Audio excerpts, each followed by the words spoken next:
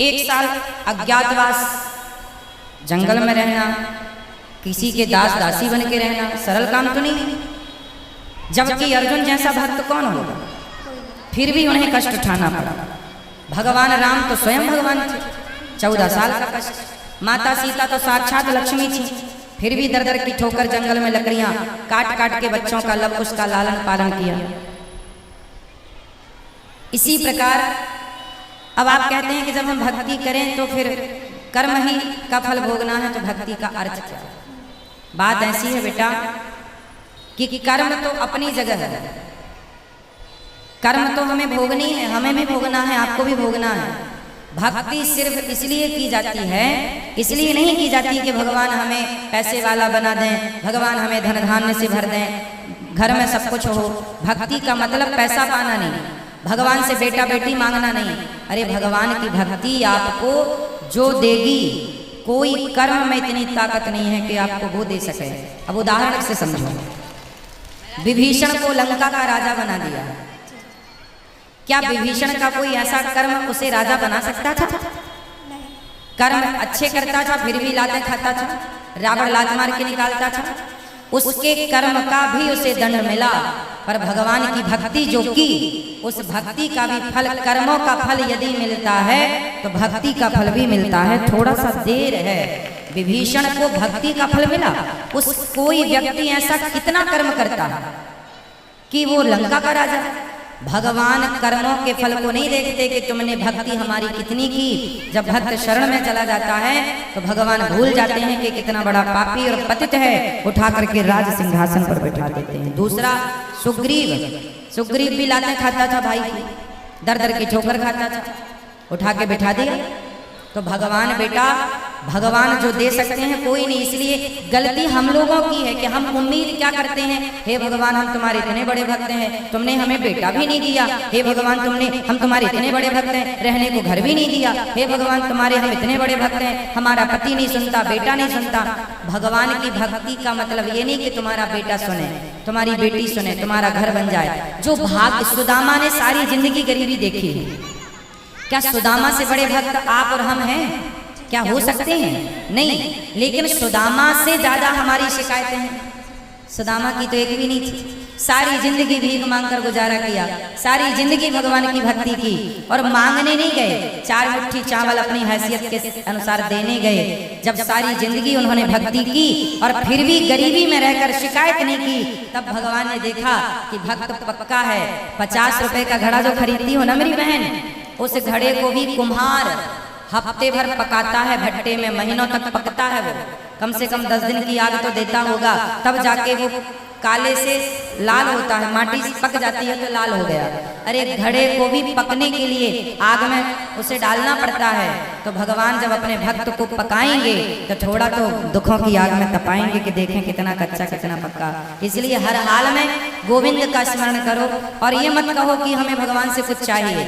लोग कहते हैं कि भगवान के भक्तों को दुख मिलता है। अरे जो भगवान का सच्चा भक्त हो जाएगा उसे पता ही नहीं चलेगा कि दुख क्या चीज है, उसे तो सुख ही मिलेगा। गोपियों को भगवान की याद में रोने में भी सुख था, कैसे कहें हम कि ये दुख था।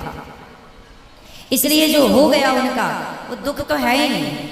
दुख तो वो लोग दुखी हैं जो कोठी बंगलों में रहकर भी जो ईश्वर को भूला पड़ा है वो सब दुखी हैं, और जो ईश्वर की शरण में है, याद कर रहे हैं, सब सुखी हैं। अब उस सुख को आप दुख मान रहे हैं वो अलग विषय है। इच्छाएं ज्यादा है ना बेटा आपके अंदर, इसलिए वो इच्छाएं आपको दुखी बनाती रहती। इच्छाएं छोड़ के एक बार शरण में चले जाओ, वो कभी ना पाया होगा आपने जो शरण में जाकर के प्राप्त हो जाएगा।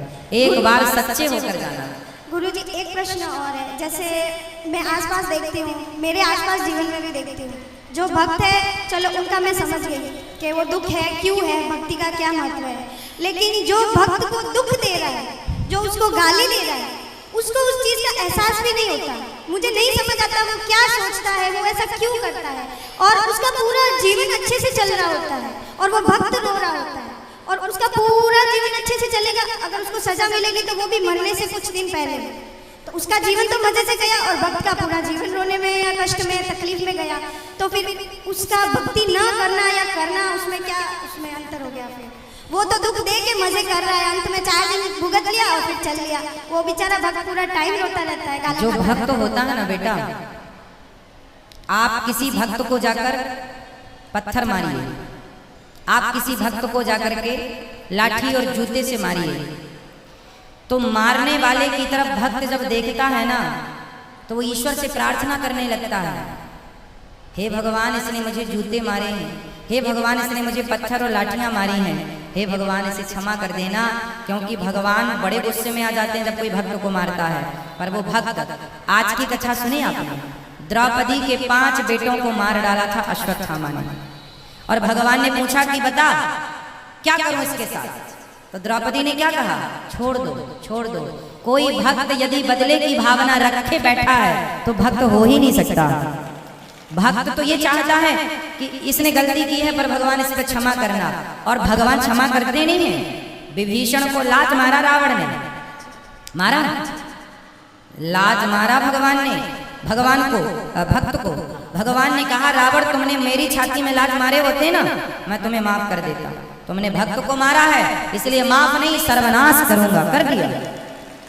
एक बात बताओ कि जब तक रावण ने विभीषण को लात नहीं मारा तब तक राम जी ने लंका में एक भी बाण छोड़ा हो, एक भी नुकसान किया हो लंका का, तो मुझे बताओ।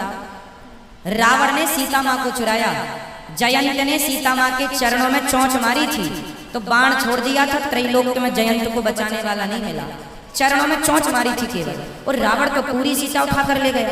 तो क्या राम जी बाण वहीं से बैठे बैठे ना मार देते, रावण तो मर जाता। लेकिन नहीं, राम जी ने कहा कि रावण भले मेरी पत्नी का हरण किया हो लेकिन मेरे भक्त को रोटी खिलाता है विभीषण को, इसलिए मैं बाल विवाह का नहीं करूंगा। लेकिन जब उस भक्त को लात मारा तो राम जी ने सर्वनाश कर दिया। भगवान कहते हैं तुम मुझे लात मार दो सह लूंगा, मेरे भक्तों को मारोगे विनाश कर दूंगा।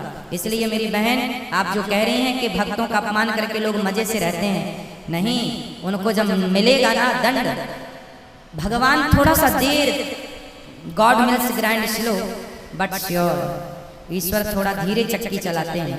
पिसता है उनके घर आटा धीरे, पर पिसता जरूर है। हिसाब तो पाई पाई का रखते हैं ना भगवान, जब देंगे ना तो खूब नानी याद आएगी। और आप ये मत सोचो जैसे मैंने, आप भक्त हो, आप भक्त हो और मैंने आज आपको अपमानित किया, आपको मारा मैंने, तो आप तो भक्त हैं, आप तो मेरे से कोई ना कुछ ना कहेंगे, और मैं तो मौत से रह रहा हूँ। लेकिन मेरे जीवन के आखिरी तक और जो अगला जन्म होगा वो सारे जन्म में इस जन्म का ये दंड भोगना पड़ेगा। कोई अंधा है, कोई लंगड़ा है, कोई बहरा है, क्यों है? किसी जन्म का तो हिसाब चुक रहा है। क्यों लोग घिसट घिसट के चल रहे हैं? क्यों चप्पल पाँव में ना पहन के हाथ में पहनना पड़ रहा है? ये आज का ही कर्मदंड थोड़ी है, ये किसी ना किसी जन्म का कर्मदंड ही तो भोग रहा है। तो ईश्वर के घर देर है अंधेर।